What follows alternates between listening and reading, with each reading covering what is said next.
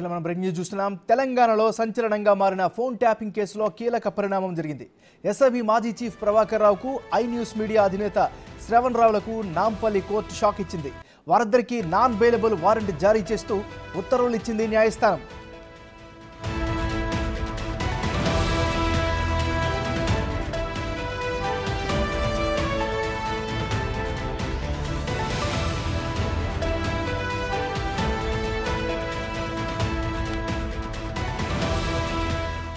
మనం breaking news చూస్తున్నాం. తెలంగాణలో సంచలనంగా మారిన ఫోన్ ట్యాపింగ్ కేసులో కీలక పరిణామం జరిగింది.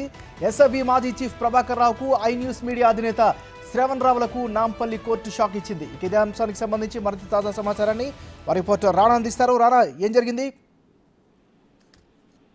గత 3 రోజుల ముందు నాంపల్లి కోర్టులో పంజాహిల్స్ పోలీసులు కానీ, పంజాగుట్ట పోలీసులు కానీ ప్రభాకర్ రావు విషయంలో ఆయనకి నాన్ బెయిల్ వారెంట్ ఇవ్వాలి, దాంతోపాటు రెడ్ కార్నర్ నోటీసు ఇవ్వాలి, ఆయన అరెస్ట్ చేయడానికి అవకాశం ఇవ్వాలంటే కూడా ఒక పిటిషన్ కూడా వేశారు. చేసిన తర్వాత ఇరు పార్టీల వాదనలు వేసిన తర్వాత ఇవాళ పంజాగుట్ట పోలీసులు వేసినటువంటి పిటిషన్ పైన కోర్టు కూడా ఏకీభవించింది.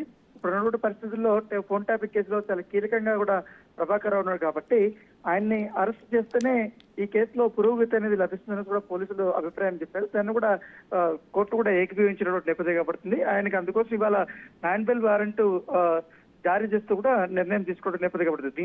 ఈ నేపథ్యంలో ఇటు ఆల్రెడీ ఆయన అమెరికా పారిపోయాడు కాబట్టి ఆయన అందుబాటులో కూడా పోలీసులకు రాలేదు కాబట్టి ఎట్టి పరిస్థితుల్లో ఆయన పట్టుకోవడానికి మాకు ప్రత్యామ్నాయమైనటువంటి ఏర్పాట్లు కూడా చేసుకోవాలనే ఉద్దేశం ఉంది కాబట్టి దాని ప్రకారంగానే రెడ్ కార్నర్ నోటీసులతో పాటు లుక్అవుట్ నోటీసులు, అలాగే నాన్ బెయిల్ వారెంట్లు, ఈ 3 పైన పర్మిషన్ ఇవ్వాలంటూ కోర్టుని వాళ్ళు ఆశ్రయించారు. వీటిపైన ఇప్పుడు పరిశీలించారు. ప్రస్తుతం అయితే ఇప్పుడు నాన్ బెయిల్ వారెంట్ జారీ చేయడానికి కోర్టు ఇవాళ నిర్ణయం తీసుకున్నటువంటి నేపథ్యం కాబట్టి దాని తగ్గట్టుగానే ఇవాళ ఆర్డర్ వచ్చింది కాబట్టి అమెరికాలో ఉన్నటువంటి ప్రభాకర్ రావుని ఏ విధంగా తీసుకురావాలన్న దానిపై కూడా పోలీసులు ఆల్రెడీ చర్చలు జరుపుతున్నటువంటి నేపథ్యం కనపడుతుంది. దాంతోపాటు విదేశాంగ శాఖ మంత్రిత్వ శాఖతో కూడా సంప్రదింపులు జరిపి వారి సహాయం కూడా తీసుకోవాలి. దాంతోపాటు యుఎస్ లో లోకల్ ఆయన టెక్సాస్ ప్రాంతంలో కూడా ఉన్నట్టుగా ఇప్పుడు పోలీసులకు సమాచారం ఉంది కాబట్టి అక్కడ లోకల్ పోలీసుల సహాయం కూడా తీసుకుని ఆయన ఎట్టి పరిస్థితులను ఇండియాకి తీసుకురావాలనే ఉద్దేశంతో కూడా పోలీసులు ఉన్నారు. దాని దగ్గరగా ఏర్పాట్లు చేస్తున్నట్టుగా మనకు సమాచారం ఉంటుంది ఏమన్నారు.